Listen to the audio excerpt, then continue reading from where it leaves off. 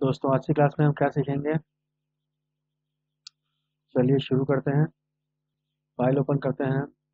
और आज की क्लास में हम क्या सीखेंगे। आज की क्लास में हम सीखेंगे इफेक्ट्स। इफेक्ट्स में हमारे पास सबसे पहला पार्ट है वो है 3D। 3D में जो सबसे पहला पार्ट है वो है आपके पास extrude and bevel. Extrude and bevel किस काम आता है। मान लीजिए कि आपने कुछ भी बनाया और आपको उसको 3D जैसा लुक देना है, तो एक्सट्रूड एंड बेवल करते हैं और आपको इसके अंदर डेप्थ का एहसास होगा। तो यहाँ आइए, सबसे पहले हम देखते हैं extrude and bevel. Preview on कीजिए और आपने देखा कि ये एक्सट्रूड एंड बेवल हो गया और आप आसानी से इसके ऊपर डेप्थ दे सकते हैं। इस डेप्थ को हम इस गिज्मो से जो है वो चेंज कर सकते हैं। जैसे आप इस गिज्मो को घुमाएंगे आप देखेंगे कि आपको जो है वो डिफरेंट डिफरेंट स्टेजेस में आपका जो ड्राइंग है उसमें 3D का जो है लुक वो साफ नज़र आएगा। नाउ कुछ चेंजेस हम यहाँ से कर सकते हैं, ठीक है। आप यहाँ से स्टार्ट करते हैं तो आप प्रॉपर फ्रंट, प्रॉपर बैक, ठीक है, प्रॉपर लेफ्ट राइट सब देख सकते हैं। इसके बाद आप एक्सेस देख सकते हैं, ठीक है, off axis front, off axis back. तो इसमें आपको 3D और का जो डेप्थ है वो भी नज़र आता है। और तीसरा जो पार्ट है वो आइसोमेट्रिक। आइसोमेट्रिक में आप तीन तरीके से इसका व्यू देख सकते हैं। तो पहले वाले में सिंगल तरीके से व्यू, बाकी में दो तरीके का व्यू, और आइसोमेट्रिक में तीन तरीके से आप व्यू को एक साथ देख सकते हैं, ठीक है। तो आपको जो पसंद हो आप उस तरीके के एरिया को सेलेक्ट कीजिए। उसके अलावा यहाँ से आप मैनुअली जो है वो भी अपने ऑब्जेक्ट को अलग अलग एक्सेस पे, जैसे कि आपको पता है कि आपके 3D में तीन तरह के एक्सेस होते हैं, एक्स वाई जी। तो ये है एक्स, वाई और जी। सबसे पहले आप एक्स एक्सेस पे इसको मूव करते हैं, फिर आप वाई एक्सेस पे इसको मूव करना चाहते हैं, और फिर जी एक्सेस पे इसे मूव करेंगे। और आप इस गिज्मो से भी अपने आसानी से ऑब्जेक्ट को घुमा सकते हैं। इसके अलावा पर्सपेक्टिव मोड है। ये कब यूज़ होता है। ये यूज़ होता है कि मान लीजिए कि आपके पास कोई भी ऑब्जेक्ट है और आपने उसे किसी भी एरिया में या किसी एक्सेस पे मूव किया और आप उसी एक्सेस में उसको ज़्यादा देखना चाहते हैं, तो आप अपने पर्सपेक्टिव को एडजस्ट कीजिए और आप उसी एक्सेस में उसका कैमरा एंगल मूव होता हुआ देख सकते हैं, ठीक है। मान लीजिए कि मैंने इसे मूव किया, थोड़ा टिल्ट किया बॉटम, तो अब ये इसी एरिया में जो है आपको पर्सपेक्टिव को मूव करता हुआ आपको नजर आएगा, ठीक है। तो आप जिस भी एरिया में अपने गिज्मो को मूव करते हैं बाद में उसके पर्सपेक्टिव में उसी एरिया में आपको आपका कैमरा एंगल का डेप्थ जो है वो नज़र आना शुरू हो जाएगा। इसके अलावा और क्या करते हैं, आप इस डेप्थ के रेशियो को बढ़ा सकते हैं। अभी आपको ये डेप्थ कम दिख रहा है तो आप एक्सट्रूड डेप्थ देखिए। आप जैसे ही इसको इंक्रीज करेंगे आपका डेप्थ जो है वो इंक्रीज होगा, कम करेंगे तो आपका जो डेप्थ होगा वो कम हो जाएगा, ठीक है। तो आप अपने मैनुअल तरीके से भी इसको बढ़ा सकते हैं। कैप्स हैं आपके पास। अब आपको पता है कि कोई भी जो 3D पार्ट होता है वो चारों तरफ से मिल के बनता है, यानी 4 डायरेक्शंस होते हैं उसके पास, ठीक है। तो आप उसमें से कैपिंग जो होती है उसको हटा सकते हैं और ला सकते हैं। तो आप देख सकते हैं कैपिंग में क्या होता है, फ्रंट और बैक जो है वो गायब हो जाता है और साइड एरियाज जो हैं ओनली रहते हैं। तो आप कैप ऑन कैप ऑफ कर सकते हैं। इसके अलावा बेवल के कुछ अलग अलग स्टाइल्स हैं, आप पिक कर सकते हैं। आपको ध्यान रखना है कि आप देखिए आपका बेवल जो है वो बहुत ही अलग तरीके से बिहेव करना शुरू कर देगा। तो इनमें से आप कोई भी पिक कर सकते हैं तरीका जिससे आपका जो साइड का पार्ट है उसका बेवलनेस जो है वो अलग अलग तरीके से ट्रीट करने पे दिखता है आपको। इनमें से आपको जो पसंद आए आप उसे यूज़ कीजिए। मैं डन कर देता हूँ। इसके अलावा और क्या है हमारे पास, इसके अलावा प्लास्टिक शेडिंग है। प्लास्टिक शेडिंग क्या होती है।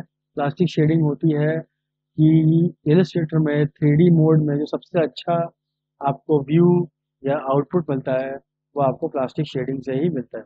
इसके अलावा आपका वायर फ्रेम मोड है जिसमें आप सिर्फ वायर दे सकते हो, लाइंस देख सकते हो। इसके पास नो शेड मोड है जिसमें किसी तरह कोई शेडिंग नहीं होती है, सिर्फ कलर होता है। डिफ्यूज शेडिंग है, शेड तो है बट ओनली शेड है, लाइटिंग का पार्ट मिसिंग है। और प्लास्टिक वाप में आपके पास लाइटिंग का पार्ट भी मिलता है। तो फिलहाल यहाँ पर आपको इतनी अच्छी तरह से नज़र नहीं आएगा। नेक्स्ट पार्ट में मैं समझाता हूँ कि प्लास्टिक शेडिंग ज़्यादा बेहतर कहाँ नज़र आती है, ठीक है। इसके अलावा और क्या है, इसके अलावा आपके पास है मैप आर्ट। मैप आर्ट क्या होता है। तो ये देखते हैं कि मान लीजिए कि आपको इसके अंदर कलर के अलावा कोई और भी आर्ट या किसी तरह का कोई पार्ट यूज करना है या लगाना है, तो आप क्या करोगे? तो आप मैप आर्ट को क्लिक कीजिए। मैप आर्ट में जो चीज़ें यहाँ पर आएंगी वो कौन सी होंगी? वो सिंबल्स होंगी। ठीक है, तो याद रखना है आपको, जो सिंबल्स होते हैं वही मैप आर्ट के अंदर आते हैं। तो आप खुद के मैप आर्ट भी बना सकते हैं, आपको बस सिंबल्स क्रिएट करने पड़ेंगे। तो आप यहाँ पे देखिए कि ये जो बॉक्स है मेरा, यहाँ से आपको पता चल जाएगा कि 6 पार्ट में बना हुआ है, वर्ड है ये। तो यहाँ पर आप जैसे ही क्लिक करेंगे आपको एक रेड कलर का साइन नजर आएगा, जो आपको बताएगा कि आपने इस वक्त कौन सा पार्ट को सेलेक्ट कर रखा है। ठीक है, इस वक्त मैंने टॉप मोस्ट पार्ट को सेलेक्ट कर रखा है, और आप देख सकते हो कि यहाँ पर आपका वो आ गया है पार्ट जो भी लगा था। तो यहाँ पर आपको देख सकते हो कि मैंने ये पार्ट लगाया है फर्स्ट पार्ट में। मैं यहाँ पर देख सकता हूँ कि ये थोड़ा सा बड़ा है, इससे इसको स्केल टू फिट करता हूँ, ये बिल्कुल सेटलमेंट हो जाएगा। क्लियर करना चाहता हूँ, क्लियर हो जाएगा। दोबारा मैं पार्ट लगाना चाहता हूँ, दोबारा मैं पार्ट लग जाएगा। फिर स्केल टू फिट करना चाहता हूँ, स्केल टू फिट हो जाएगा। ठीक है, तो यहाँ से आप चूज कर सकते हैं अपने डिफरेंट डिफरेंट सिंबल्स को, और यहाँ पर आप उस पैच को क्लियर कर ओके करता हूँ। तो मैं देखता हूँ कि यहाँ पर आपने एक मैप आर्ट लगा लिया, कलर लगा लिया, डेप्थ लगा लिया, और आपने एक्सट्रूड एंड बेवल का पार्ट कंप्लीट कर लिया। ठीक है, मोर ऑप्शंस में भी बहुत सारी चीज़ें हैं जिसे हम किसी दूसरे एग्जांपल्स में सेट करेंगे। तो यहाँ पर करते हैं इसको ओके, और आपने पहला पार्ट कंप्लीट कर लिया 3D का, जिसे हम बोलते हैं एक्सट्रूड एंड बेवल। ये सिर्फ ऑब्जेक्ट में ही नहीं, ये आप लगा सकते हैं अपने टेक्स्ट में भी। जैसे मान लीजिए मैं कोई टेक्स्ट लिखता हूँ, ठीक है, मान लीजिए मैंने टेक्स्ट लिखा, मैंने इसका कलर चेंज किया। ठीक है, मैं सबके अलग अलग करता हूँ कलर, और देखता हूँ कि मैं इसका कैसा जो है। ठीक है, यहाँ पिक किया मैंने इसको, इफेक्ट में जाते हैं, 3D में आते हैं। अब यहाँ पर ये जो है ये 3D में अप्लाई नहीं हो रहा है। ठीक है, देखिए आप यहाँ पर 3D में अप्लाई नहीं हो रहा है। यहाँ पिक करते हैं अपने टेक्स्ट को, इफेक्ट में जाते हैं, 3D क्लिक करते हैं, और एक्सट्रूड एंड बेवल करते हैं, प्रीव्यू ऑन करते हैं, और आप आसानी से अपने टेक्स्ट में भी जो है लगा सकते हैं क्या, 3D का इफेक्ट। ठीक है, तो आप दोनों तरह की चीज़ों में यूज़ कर सकते हैं अपने 3D पार्ट को, टेक्स्ट में भी और ऑब्जेक्ट। दूसरा पार्ट है 3D का रिवॉल्व। रिवॉल्व से पहले मगर हम करेंगे रोटेट। तो आइए देखते हैं रोटेट में क्या होता है। मान लीजिए कि आपने कोई चीज़ ड्रॉ करी हो और उसको आपको जी एक्सेस पे रोटेट करना है, तो आप कैसे करेंगे? ठीक है, तो आपको यहाँ से हेल्प मिलेगी। आप 3D में जाइए, रोटेट में जाइए, प्रीव्यू ऑन कीजिए, और आप देख सकते हैं कि आप इसको बहुत ही आसानी से 3D के एनवायरनमेंट में रोटेट कर सकते हैं। तो आप 2D को जो है 3D एनवायरनमेंट में रोटेट कर सकते हैं। इससे आपको आसानी से किसी चीज़ को सेटल करने का मौका मिल जाएगा। ठीक है, तो ये नॉर्मल है आपके पास। किसी भी तरह के 2D पार्ट को किसी भी तरह के 3D स्पेस में सेटल डाउन कर सकते हैं, रोटेट कर सकते हैं। ठीक है, यहाँ से आपके पास फिर से वही सारी चीज़ें हैं सेम। आप मैनुअल भी यूज़ कर सकते हैं अपने रोटेशन में। ठीक है, आप पर्सपेक्टिव मोड का भी यूज़ कर सकते हैं अपने रोटेशन में, और क्योंकि ये सिंगल शेड है, यहाँ पर डिफ्यूज और नो शेडिंग वाले ही दो पार्ट हैं। ठीक है, मोर ऑप्शंस में भी इसमें ज़्यादा कुछ है नहीं। तो आपने देखा कि आप कितनी आसानी से अपने 2D पार्ट को 3D इन्वायरमेंट में जो है वो रोटेट कर सकते हैं। अब देखते हैं अपना थर्ड पार्ट, वो है रिवॉल्व। रिवॉल्व का यूज़ करने से पहले मैं आपको एक चीज़ बताना चाहता हूँ जो बहुत इंपॉर्टेंट रोल प्ले करेगी। रिवॉल्व में जो भी चीज़ें आप बनाओगे वो 3D तो बन जाएंगी, बट आपको जो चीज़ ध्यान रखनी है वो ये ध्यान रखनी है कि रिवॉल्व में चीज़ें जो होंगी वो वही बनेंगी जो पॉटरी पे बनती हैं। पॉटरी क्या होता है? पॉटरी जैसे कुम्हार का चाक होता है, कुम्हार अपने चाक पे रोटेट करके या राउंड करके मिट्टी के बहुत सारे बर्तन बना लेता है। तो जितनी भी चीज़ें आपको ध्यान में आएंगी उस पॉटरी से मिलने वाली चीज़ें, वो सारी चीज़ें आप यहाँ पर बना सकते हो, क्योंकि वो ऑप्शन रिवॉल्व का ऑप्शन होता है। ठीक है, और वो एक ही ऑब्जेक्ट से वो सारी चीज़ें डेवलप कर लेता है। तो बस आपके दिमाग में एक चीज़ रहनी चाहिए कि रिवॉल्व जो है वो पॉटरी आइटम्स को आसानी से डेवलप कर सकता है। तो आइए देखते हैं, कुछ एग्जाम्पल सेटअप करते हैं। तो यहाँ से देखते हैं कि हम सबसे पहले क्या बनाएंगे।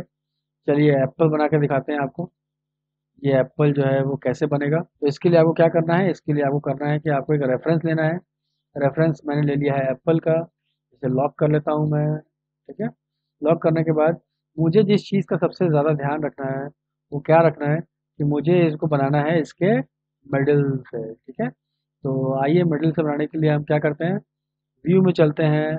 और इसके तो चलिए हम सबसे पहले अपने व्यू में जाते हैं, रूलर को ऑन करते हैं और यहाँ से एक गाइड निकालते हैं और बिल्कुल इसके बीचों बीच इसे रख देते हैं। ठीक है, नाउ अब क्या करेंगे हम, अब हम इसे बनाने की कोशिश करेंगे। तो हमने क्या किया, हमने पेन टूल लिया और इसको यहाँ से स्टार्ट करते हैं। इसे जहाँ से स्टार्ट करेंगे वहीं से इसे एंड भी करना पड़ेगा। और ध्यान रखिएगा कि जब भी हम 3D की कोई भी चीज़ बनाते हैं तो उसे हमें बनाना पड़ता है कैसे, only strokes, know fill.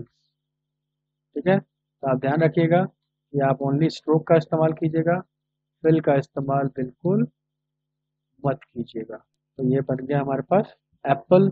Now देखते हैं कि ये एप्पल जैसा बनता है कि नहीं बनता है। इसको हाइड करते हैं, इसको लेते हैं वापस से, इसको थोड़ा सा मैं स्मूथ करूँगा हल्का हल्का, बस। ठीक है, नाउ अब मैं इसको क्लिक करके चलते हैं 3D में और रिवॉल्व का इस्तेमाल करते हैं। रिवॉल्व का इस्तेमाल करने से पहले आपको जिस चीज़ का ध्यान रखना है वो क्या है कि आपने इसे सेलेक्ट करना है, ऑन करना है और इसका प्रीव्यू ऑन करना है। जैसे ही आप इसका प्रीव्यू ऑन करेंगे ये कुछ अजीबोगरीब चीज़ बन जाएगी, लेकिन आपको क्या करना है, आप एक्चुअल में ये रिवॉल्व दो तरीके से होता है, एक लेफ़्ट टू राइट, एक राइट टू लेफ़्ट। तो फिलहाल जो है बाय डिफ़ॉल्ट ये लेफ़्ट एजेस पे है, तो आपको कुछ नहीं करना है, आपको जाके राइट एजेस पे क्लिक करना है। और आप देख सकते हैं कि आपका जो एप्पल है वो रेडी है। ठीक है, इसको ओके करते हैं पहले। अब अगर आपने कोई चीज़ बना ली है, ठीक है, आप इसके कलर को बदल सकते हैं हल्का सा, या आप अपने इस एप्पल को जो एप्पल जैसा लग रहा है इसको अगर थोड़ा चेंज करना चाहते हैं तो चेंज भी करते हैं।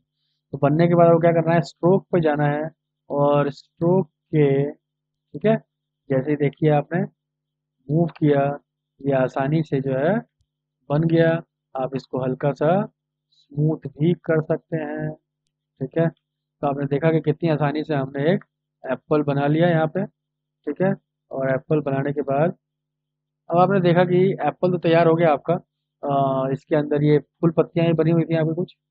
ठीक है, तो इनको हमें अलग से ड्रॉ करना पड़ेगा। ठीक है, मान लीजिए कि आप इसको ड्रॉ करना चाहते हैं तो आप कर सकते हैं।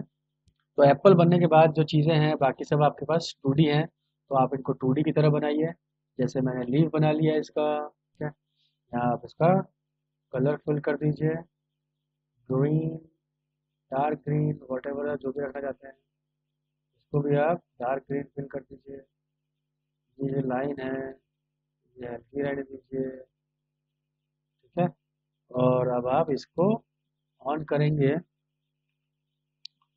तो आप देखेंगे कि आपके पास एप्पल हो जाएगा और साथ ही साथ इसके, ठीक है, तो कुछ इस तरीके से आप इस्तेमाल करके 3D बना सकते हैं अपने। ठीक है, ये हो गया आपका 3D का पार्ट। बनाओ, ये हो गया आपका 3D का पार्ट जो आपने बनाया। ठीक है, बस आपको इसको सही जगह पे रखना है और आपको ये आसानी से बन जाएगा।